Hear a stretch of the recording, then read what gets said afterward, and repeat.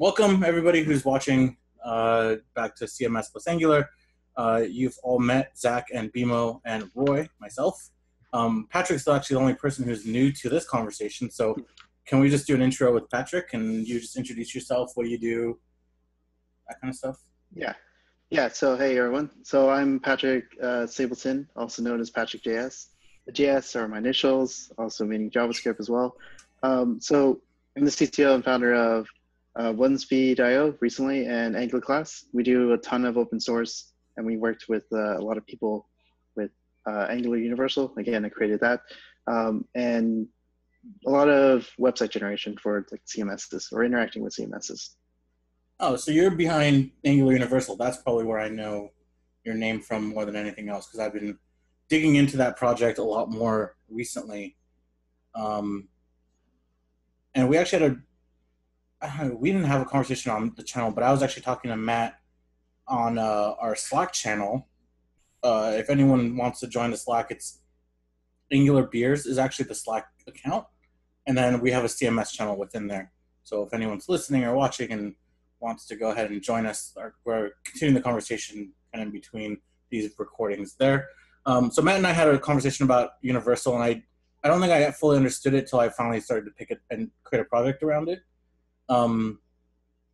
But you can't, it's not two separate applications like back end, front end. It's a completely back end thing. Like you're creating a Angular app that literally only runs server side. Well, it's what the funny thing about it is that it's yes and no, right? It's hot and cold, right? It's basically you create your Angular application, right? And you render it on the server as well as the client. But there are times where you want to swap out certain services on the server with a node equivalent, right? So an XHR call on the browser is different, services on the server. So you use a different mechanism there. But with Angular and DI, you're able to swap out certain pieces of the framework in order to use the node equivalent. So that's what's going on, is that it's the same application, ideally, but certain pieces within the tree of the app is swapped out. So I was reading on Medium, I don't remember at this point who wrote the article, but it looked like someone had created an implementation that actually had two separate applications running. So Universal running server side plus another application running client side. I think I need to dig into it more, but it seemed like a good route that, like for someone who actually wants to build a CMS content-driven application, Universal seems like a good way to go. Yeah, what's the strategies that I've used with some of my clients are pretty much allowing them to use Angular all the way down. So that means that you're going to pre-render the page, and you're saying, I'm going to create the whole structure of the page. Now, this could be one person or many developers. That's the whole benefit of using one framework, is that you have one framework, Angular, to create the structure, and any widget, like a login form, or maybe even just the nav bar, that's something that you want to run on the client, right? So on the server, you're going to pre-render all the widgets in one page, and then create another bundle for the client code that only has, say, like the login form or the nav bar. And then that bundle will be a lot smaller than the server bundle, which is used for pre-rendering. And that kind of complex setup is what a lot of people use when interacting with CMSs and Angular that I've worked with. Okay, I think I need to dig into it a little bit more. So I started with it, and then I didn't think the use case I had actually fit, so I stopped. But I need to dig into it a little bit more. So I'm curious, in your experience since you've been using it, what CMSs have you used to integrate with it so far? Contentful. So we use, for our clients as well as our own stuff, we use Contentful, which is just a CMS that outputs JSON. And it's just a JSON of your assets, right? So images and content, right? And that's pretty much it. We get the JSON, we either create the page or have the page there and inject it with the content. And then from there, it's, you pre-render all the pages and whatnot. And what, I've never heard of it. So what stack, or like, is that a Node? CMS, is it a Node application or is it something else? Oh, it's a service. So it's a service online, and then you interact with it, and it just has APIs. So in Node, we just or the build time, we just say, how do you spell it, Patrick? Oh, Contentful. Oops. I'll typo that one.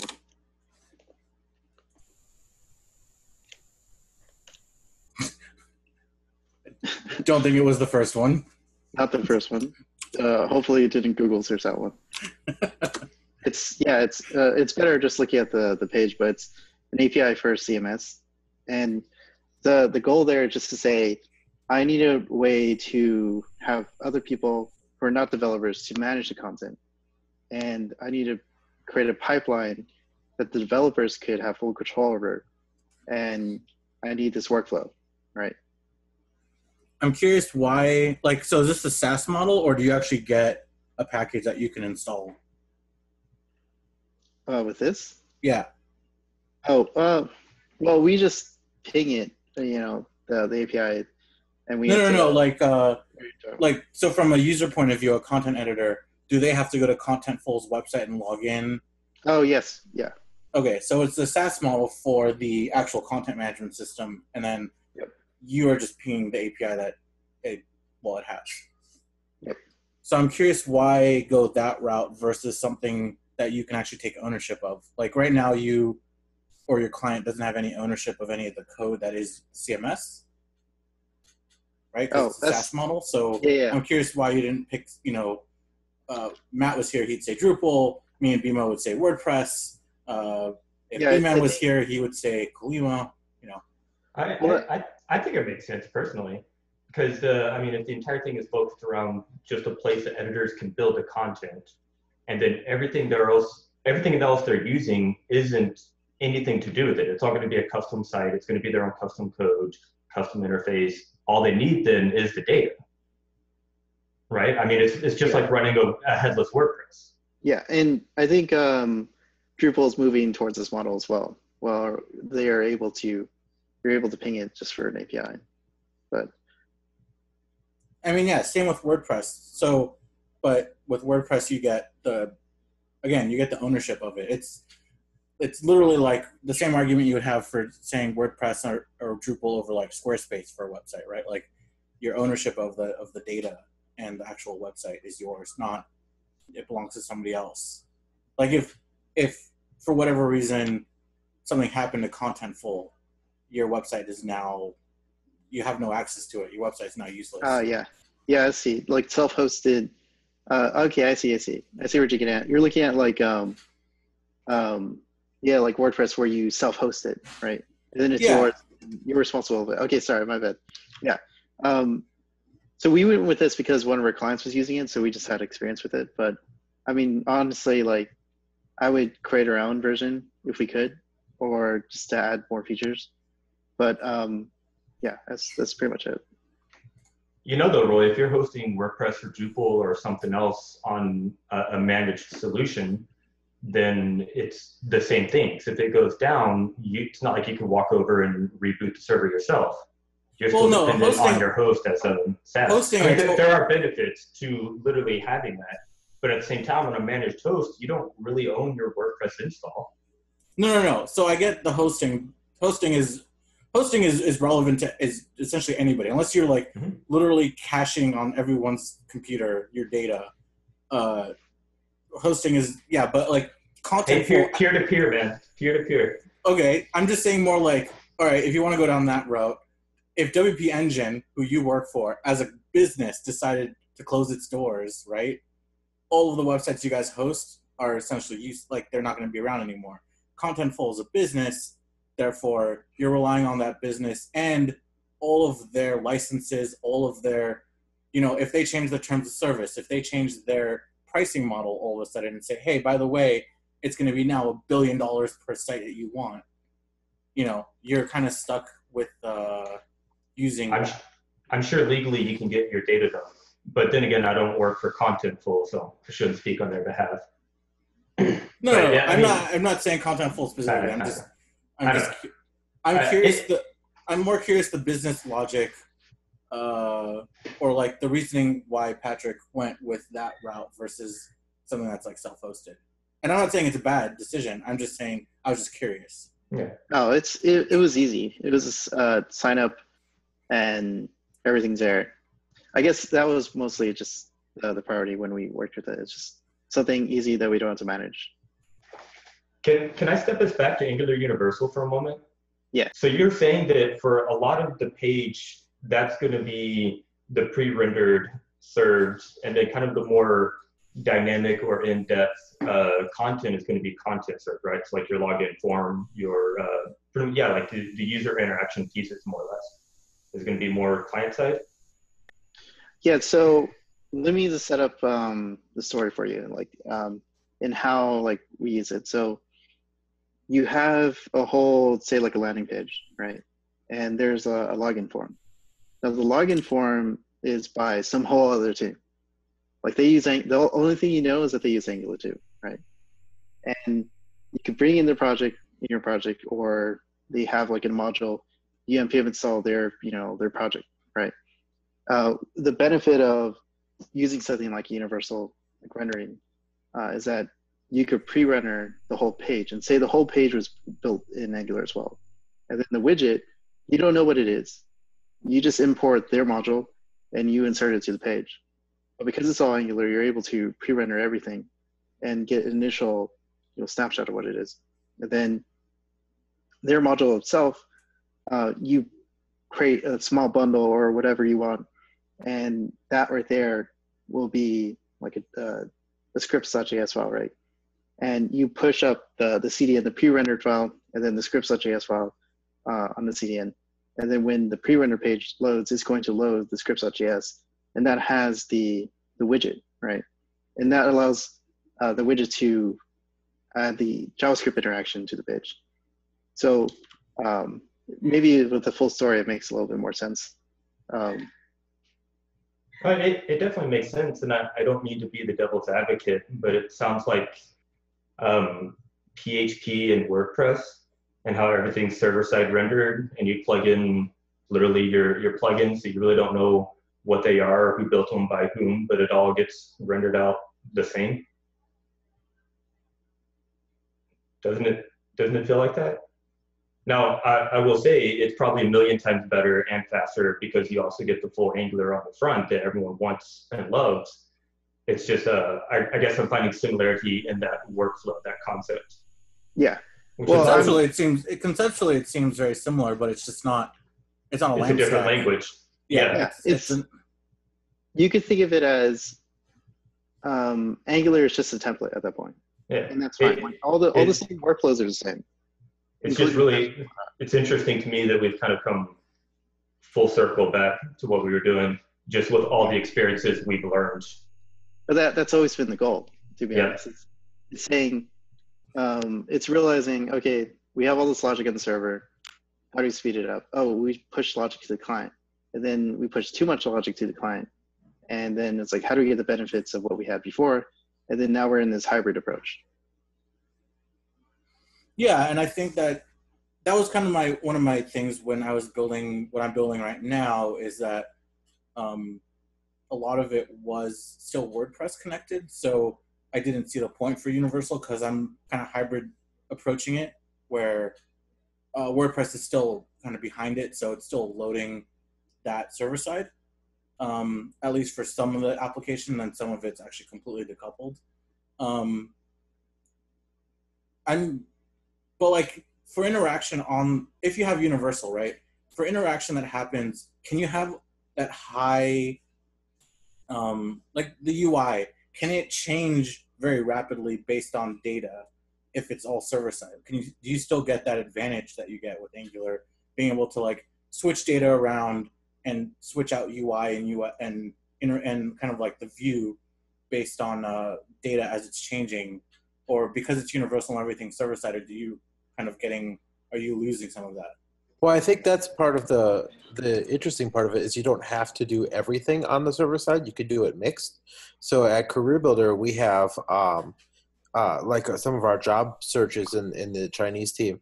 They the initial page load and some of the routes they've selected. So you could select which routes, and correct me if I say anything wrong, Patrick, but you could select which routes are server side rendered, and then the ones that are more asynchronous data fetching, all that kind of craziness, they let those render on the client so that that data can stay real time.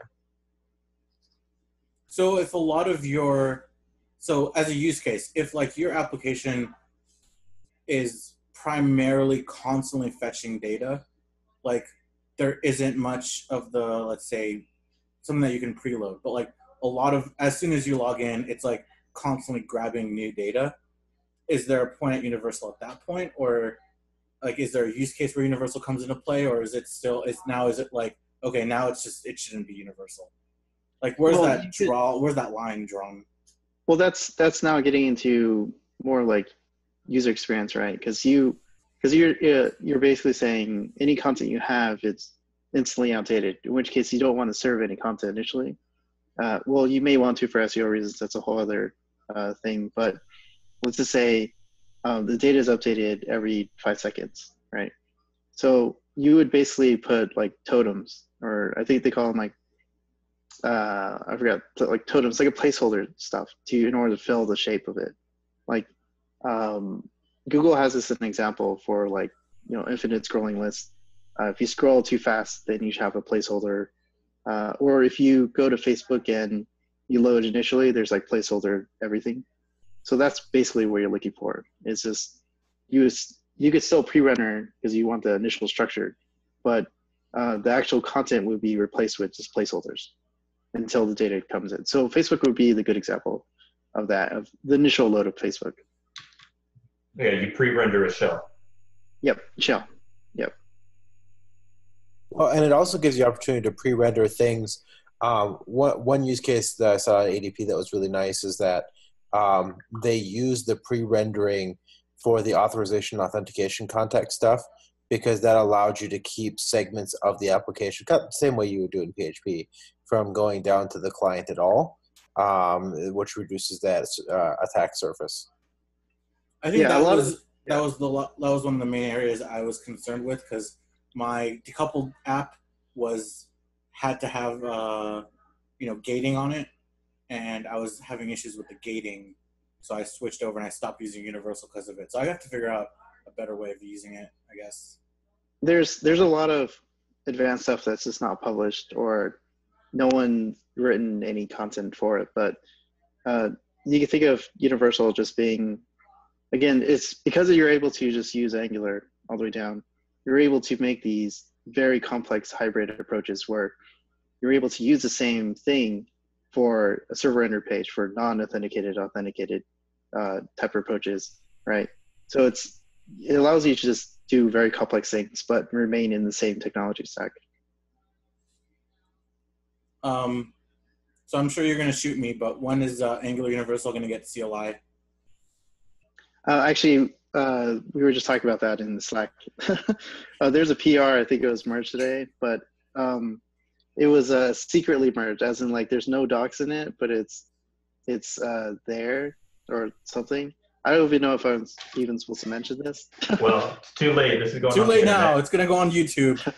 Yeah, but well, it's kind of there, I guess. A development version is there. Title of this video is going to be Angular Universal now kind of supports CLI. kind of almost there. I'm gonna get 1 million views.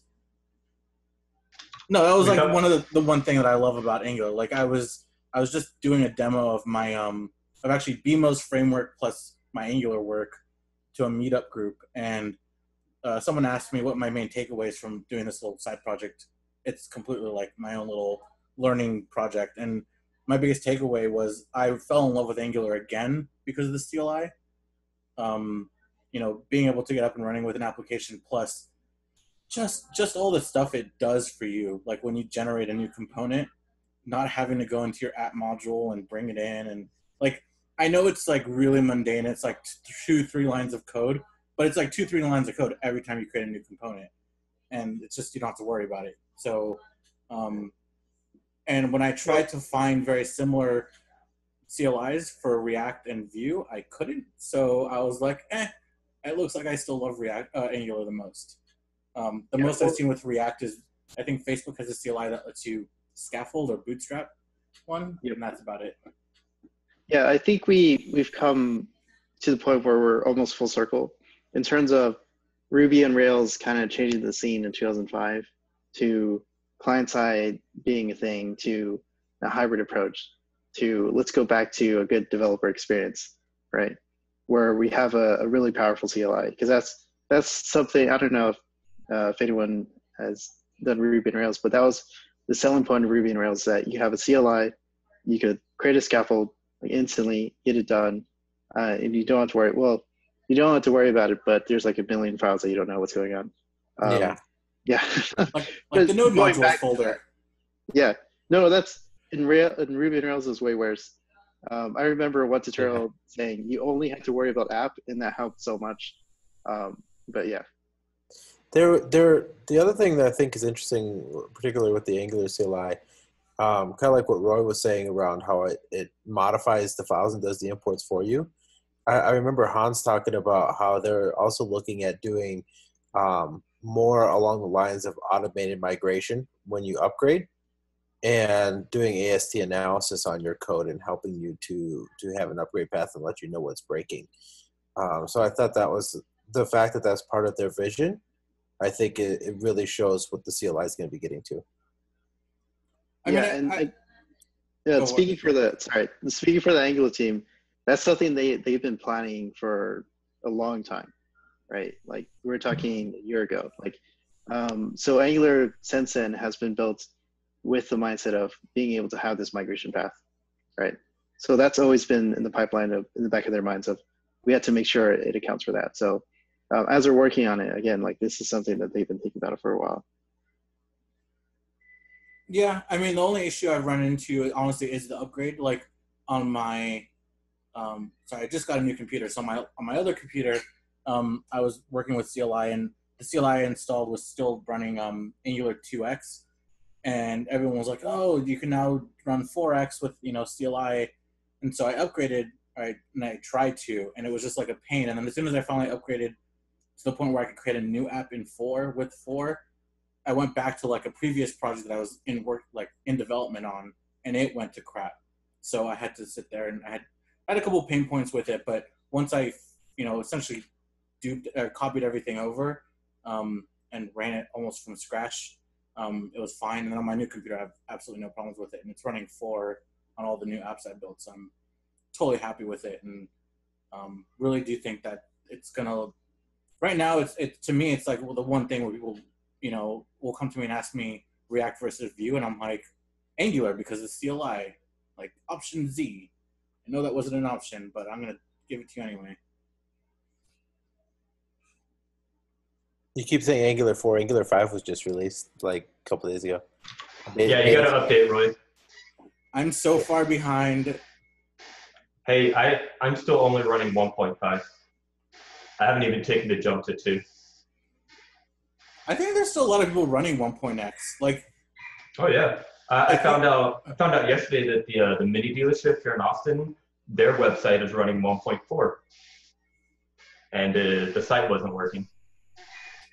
Yeah, I think there's a couple sites that I've seen internally at Disney that I think are still running 1.x. So I'm not certain if they're upgrading them or not, but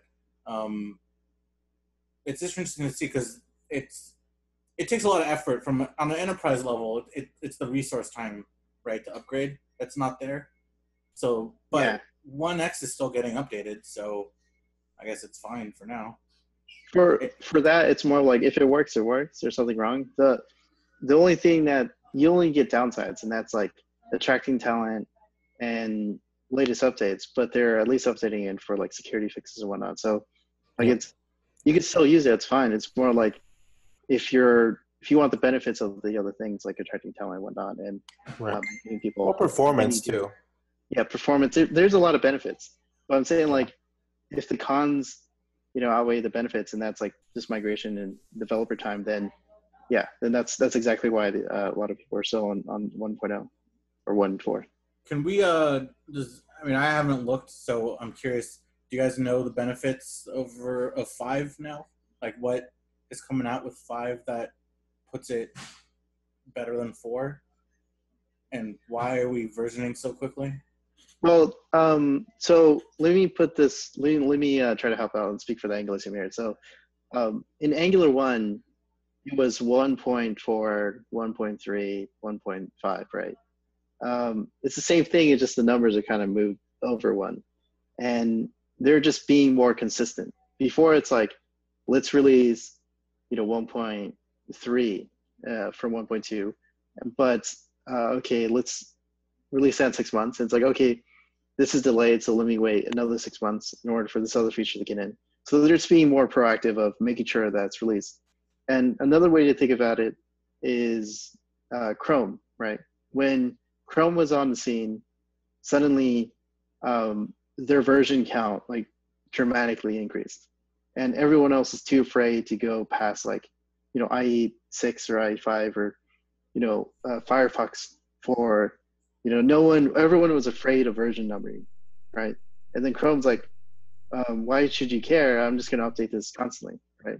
And then suddenly everyone's realizing, wait, we don't need, well, maybe not IE, but like IE switched to Edge, but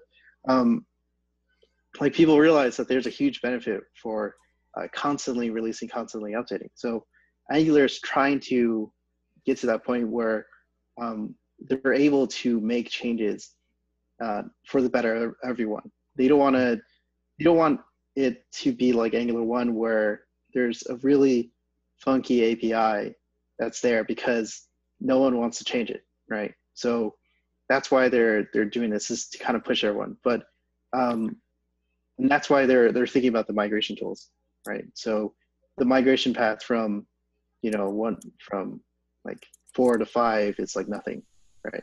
It's more just like we had to know not to trust in the changelog and say, okay, the only thing that's breaking is this obscure API that I don't use, right? Well, and I think Igor said that too, that one of his goals is to get it to be evergreen. He wants to turn Angular evergreen. Yeah, so that's a goal, is to just have one framework that they will just like change, right? And it's forever, like he said, forever green, and that comes from the browsers again.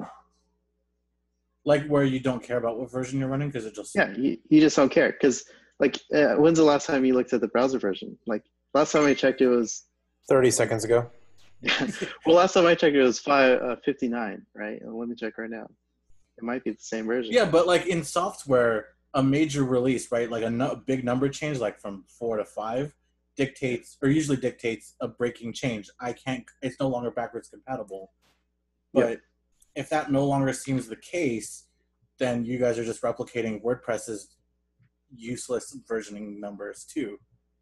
Well, in this case, it's in subversioning, or at least the way the Angular team's using it, it should technically have one more digit, right? And the extra digit, which is on the far left or far right for the viewers, but that should be ecosystem, right? So when the ecosystem changed, that version should go up, right? For WordPress, that would almost be the case, I would assume. But for Angular 1, that would be ecosystem 1. And for the next version of Angular, the Angular that we know of now, that should be ecosystem 2. And then all the 3 numbers should go, after it. But we don't have that versioning system because no one ever thought of it like that. So that's really what it should be, is that we have a forever 2 number here, and then 3 other numbers to dictate, the breaking change. But again, the breaking change is, they're just being very strict with it. A breaking change could just be like, we renamed this thing to this, right? And that's pretty much it. Like, again, well, they're deprecating stuff really nicely too, right? So yeah, as long as you hit and I think the rule was they wanted to keep deprecation stuff in there for one major, right? Does that sound right, or was it a major or a minor that they were keeping things deprecated around? Yeah, I forgot which one, but yeah. So, deprecation. that answers Roy's question though. Yeah, they're adding a lot more tools around versioning, so it won't be so intimidating, like the deprecation warnings and migration paths. So like they're really like trying to make sure that they remove as much friction as possible. Like I believe the migration from what 2 to 4 or something, it was just a lot of it was very easy to migrate for a lot of people, for a majority of the people. It was an easy change. Yeah, from 2 to 4 was an easy jump. There was like some minor syntax changes. I think like NG4, I think, were changed. Yeah, and that's what we're really talking about here. Is that it's a lot of just minor things, but it's more of like they put more thought into what should be breaking, and the breaking change is very minimal. So rather than saying, oh, we should change this right away, and then later it's saying, okay, that maybe that was a bad idea. It's more like, I don't want to break a change unless I really need to. So they figure out, okay, I really do need to break this change. And then it goes through like Mishko and everyone, and then it's like, okay, cool. Now we have to introduce the breaking change. And it's very visible, while everything else below it stays stable. I'm also just concerned, like from a person, like in the WordPress realm, right, React and Vue are like the big players, although React seemed today or yesterday got a big hit with the Apache thing. But Angular's not even in the conversation anymore. And a lot of that was to do with the kind of the issue with 2 kind of coming out for so long. It was like, okay, don't learn Angular 1 because 2 is coming. And I think that like a lot of people left, didn't want to even pick up Angular for a long time because of it. I'm just now like, because of all of the versions, it's just like, how is that not affecting the marketing side of Angular? Like how does that not make it look a little bit worse? Because it's like, oh, Angular, like people don't even know Angular 4 is a thing. And then it's like, oh, by the way, Angular 5 is out. Yeah, so that's where they're trying to get away from the versions, right? They're trying to do the Chrome model where it's just Chrome. And that's why when you Google search, they're trying to make a change where it's just Angular, right? There's that movement, it's just Angular. And they're really pushing the community to say, it's like TypeScript, right? TypeScript was, I'm going to say it, TypeScript wasn't that big until Angular made it big, right? Angular said, hey, we're making our own version. It's more like TypeScript, hey, we need this. And they're like, we don't care. So the Angular team's like, okay, cool, we'll just create our own prototype language. We'll show you that we need this, and it's really important. And then they come to them, the Microsoft team, and it's like, hey, look, okay, cool. This is great. We're basically doing the same thing. If you just add this one feature, you add ES6 features, it's great, right? Then everyone realized TypeScript was great. So they're trying to move, they're just being very ambitious, right? They're trying to push the community in a better workflow, because you got to think of it in their shoes, I guess you could say, because Googlers, they have a whole different workflow than a lot of people. Everyone within Google works in the same repo, right? So everything is evergreen there. And if you break a Google product, then you break it for everyone there. And you have to make a pull request for everyone. And they have their own tools to make it fast and whatnot. But they find that that's a really interesting model of being able to have everyone test, the product instantly and give feedback really fast. So their goal is to try to provide tools to get that kind of feedback, that fast feedback of, here's a beta release, here's an alpha release. If you find anything, make an issue, make a pull request, or fix it. I totally get it. And I think it makes a lot of sense. It's definitely a shift in mentality from a developer, like, because we're so ingrained with versions. And I mean, you look at Drupal, right? Drupal, every major change, every major version is a breaking change. And that's kind of how most software works. It's like, you have a version number, and if it's the bigger number on the left change, that means it's not going to be compatible with the one that's one less than that one. So to go to, on a software point of view, to say, okay, let's not care about the version number.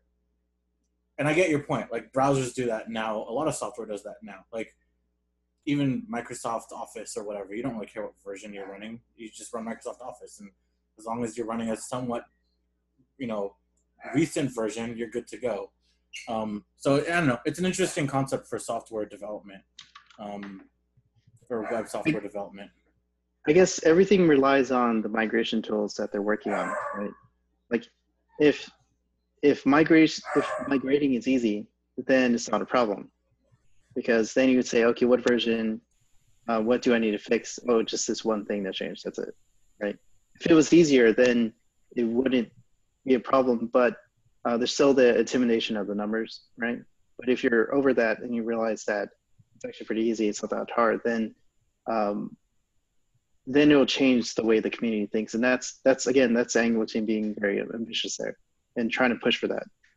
When is the Angular team going to come out and give this spiel and this story for themselves, this kind of a public relation, this message?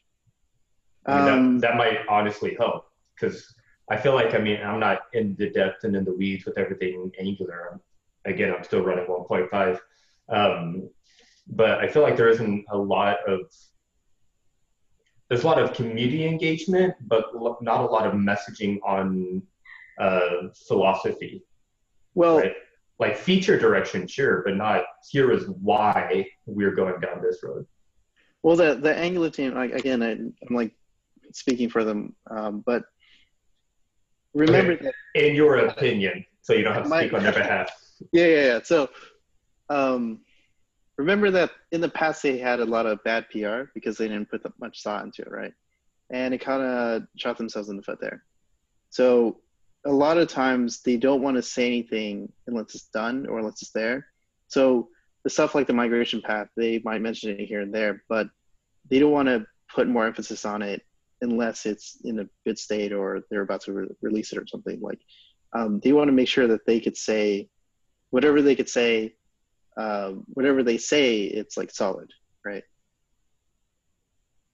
And of course, like they're just doing a ton of things. If you look at any keynote, you'll see that the Angular team is just doing way more things, right? Yeah. They're building. And Shai makes fun of that too. Yeah, Shai made fun of it. It's like cool. You were doing a framework, but then now you're just reinventing the whole web, right? Yep. It's like, well, I think some of these questions are good for Stephen Fluent too, because when it comes to evangelizing out to the community, what the intentions are behind things. I think that's kind of what again, I hate speaking for him, but I think that's kind of some of the stuff that he's trying to do is to get let Igor and Misko and those guys work on code, so he can message out what the team's actually trying to strive towards, and I think I've seen some of that coming from him. I hope they do, and I say that because, again, Roy and I love Angular and we love WordPress, but the entire WordPress community has a bad taste because of the 1 to 2 stunt. And so if they could come back out and rebrand or salvage their message, because everything you're saying is very inspirational. That's amazing. That makes me want to dive in even more. But we also want to get more people on our side, and that's really hard to do without the official word and official message from the team. Did you see the video? I'll cross my fingers and wait for him. Did you see the video of Misko talking about how they're going to be working on CMS stuff? So Tracy Lee did a video with Ben Lesh, the guy who created Vue, Misko, and someone else. And in that video, Misko was sharing some of the stuff that's on their future roadmap. And one of the things he highlighted was that they're going to be working on deep integrations for CMSs. It'd be good to see. I'm curious I'm curious what kind of integration they're planning. Obviously, if you guys are watching, welcome to join our conversation here every other Thursday. Yeah, that's what we're working on. But, Zach, can you share the video with us if you can find it?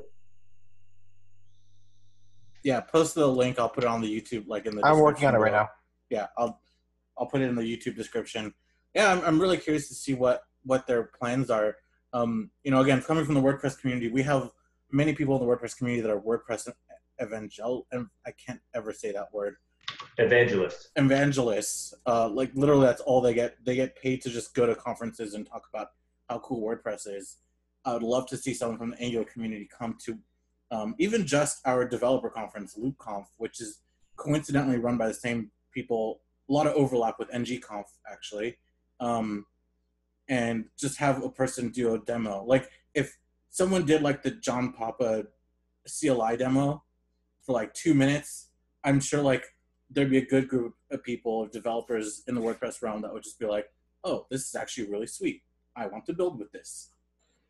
So I remember the conference when I attended NG Vegas for the first time. I remember that conference was running in parallel in the next room. So Yeah. That might happen in the next, conference, and they're bringing NG Vegas back again. So maybe that will be, a talk in the future. Yeah, no, I really think that there's a lot of reasoning to reach out to CMS communities, not just WordPress, but Drupal and any other community, especially when it comes to enterprise, right? Because enterprise people love integrating with solutions that are already built and proven, which is same reason we use WordPress. Because for content editors, we were talking about this earlier with your Contentful, you just want a software that's just going to run for editors and just have it work the way that you expect it to work, and then all you want out of it is the data and nothing else. So let them have the fancy UI and the plugins, and you just grab the data that you need and have it displayed any way you want. That's going to be really big for enterprise. And right now, again, I don't feel like Angular has a really big presence in that community. Obviously, we started this conversation, and I felt like no one was like on board because everyone is just building custom applications with Angular, which is fine. But there is a CMS overlap, definitely, that can be kind of like cultured. I posted the video. I found the exact timestamp where the screenshot says AMP plus CMS support. Awesome. I will post that in the video description when I post this video to YouTube, so people can watch it. I'll take a look at it in a minute. I think he's like, they weren't going to promise that it's coming in any, in the next version, but it's something that they're looking at. And I remember that's one of those things that I immediately ran to my boss and I was like, hey, that CMS we have downstairs, we should, they're going to do something for Angular. And yeah, so that was a fun moment. Yeah, CMS integration would be awesome. I'd also, from an enterprise point of view, I'd love to see LTS, an actual LTS. I know they announced it. I haven't seen anything of it since, so I'd love to see an actual like defined LTS version, because then I could be like, hey, no other framework that's really popular right now actually has an LTS, and if Angular does, that's a huge selling point. Even for CMS's integration. Maybe Angular should just follow the Ubuntu versioning schema, where it's April and October. That's every release. So Ubuntu 17.04 was April, released in 2017 of April. All you I think know. I think that's what Igor said, right? So they're doing every 6 months is a major release, every month is a minor release, and every every week is a patch. I think is what Igor set out. And then they also have alphas, betas, and release clients that's also released within that time. So much coding. Yeah, I love it because what we've been doing is when a major bump comes out, we wait until the first minor after the major before we upgrade, and then once we're in a major, we wait until the first patch after the minor, which it makes it safe, right? If it's at least one patch afterwards. You probably should blog about that. You probably should or shouldn't. You probably should blog saying like this is your workflow, because it's better if more people talk about how they deal with the versions and their way of management, different releases, in order to get people talking more about that. I don't think that's necessarily a version thing. Like we do a very similar concept with our WordPress installs. Like we don't always jump on it as soon as it gets updated. We'll wait, unless it's a security patch for the most part, right? Then we'll do it right away. But if it's like a minor release, and it's not going to break anything, then we'll wait, you know, a version or two, do a full regression check, take our time with it, then update it. But yeah, unless it's a security, like a security breach fix, then we'll take our time updating it. So I wouldn't see that. I wouldn't see why would it be any different. I'm more curious to see what happens again when you have 4 to 5, right? And there's even minor syntax updates. That means you have to put resource time into fixing those. So I mean, I know that we talked about, you know, migration tools are coming. So that would, you know, obviously be the next big step, I think. And once that's in place, if that does what, you know, theoretically what it should do is I can upgrade from 4 to 5 and not have to worry about it. Now I'm just running 5. That'd be awesome. And then we're going back to, you know, your original concept of who cares what version I'm running. As soon as the new version comes out, I can hit upgrade and it'll just work. That link I just shared, it's my boss's boss, and he's got this WordCamp speech all about why you shouldn't wait after a major release for that minor release before doing your upgrade. Specific to WordPress or any software? No, just WordPress and plugins and themes. Why you shouldn't? Yeah, you should not. There's no reason for that. I don't, like, I think it's if also you're like running, the like, thumbs up on the security, because that's also one of his major talking points. yeah, no, the security thing I totally agree with. But like, if you're Yeah. running a website that has like 100 visitors a day, fine, upgrade it as soon as it comes out, no problem. But when you're running a website that actually gets, you know, half the internet of traffic, you're gonna have to, like, you have to make sure it's not gonna break anything. I'd argue the opposite, Roy, because you would find out something's wrong a lot quicker with 100, you know, with that many people than if you only had 100 visitors.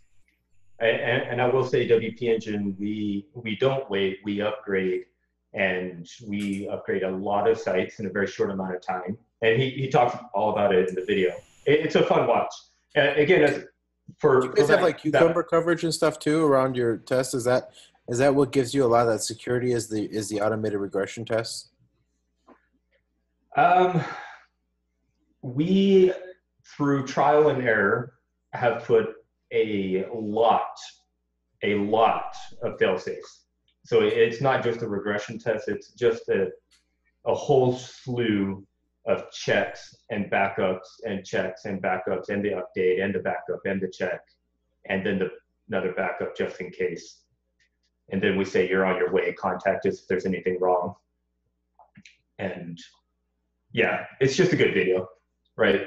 It's obviously a difference in opinion because everything works for different people, but he does bring up a lot of good points. It's a good video. I'm not saying you should wait like months either. I'm saying like if a new update comes out on like Wednesday and you deploy on Thursday, you could wait till Thursday if it's not anything super major. You know, like it can wait a couple days. It doesn't need to be the instant that the update comes out. No, update right now. All right. Yeah, it's just opinions, but it's a good watch. Cool. Well, Patrick, thanks for joining us. I'm going to call it for now, but thanks for joining. We covered everything. Yeah. We solved all the issues. Everyone's CMS on Angular right now. Good night, Internet.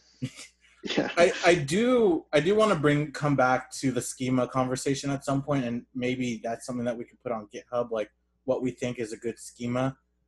Patrick, you obviously, I don't know if you've watched, but we've also talked a lot about GraphQL and how we think GraphQL should be kind of part of the standard.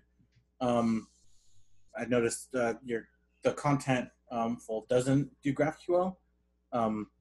So yeah, that was created before GraphQL was a thing. So we were talking last time, which is a couple weeks ago, about how if we said that GraphQL is like the standard that that we want to implement, like we want to say, hey, if you're doing CMS plus Angular, throw GraphQL in the middle. And we had a whole conversation about whether it's one GraphQL or every CMS has forget all that conversation. We ultimately came down to schema.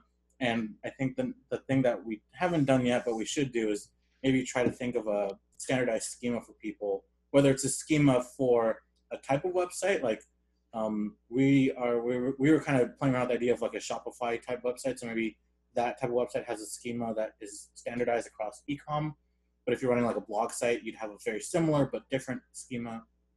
So I want to come back to that conversation next time in 2 weeks. So yeah, for everyone watching, we'll be back in 2 weeks. We're doing this every other week now. And yeah, if you have any questions, leave them. I'll put all the links we talked about in the description. And yeah, check out Angular Universal. And that's it for now. Anyone else have anything last minute that they want to say? Thank you, guys. Thanks. Yeah, Great talk.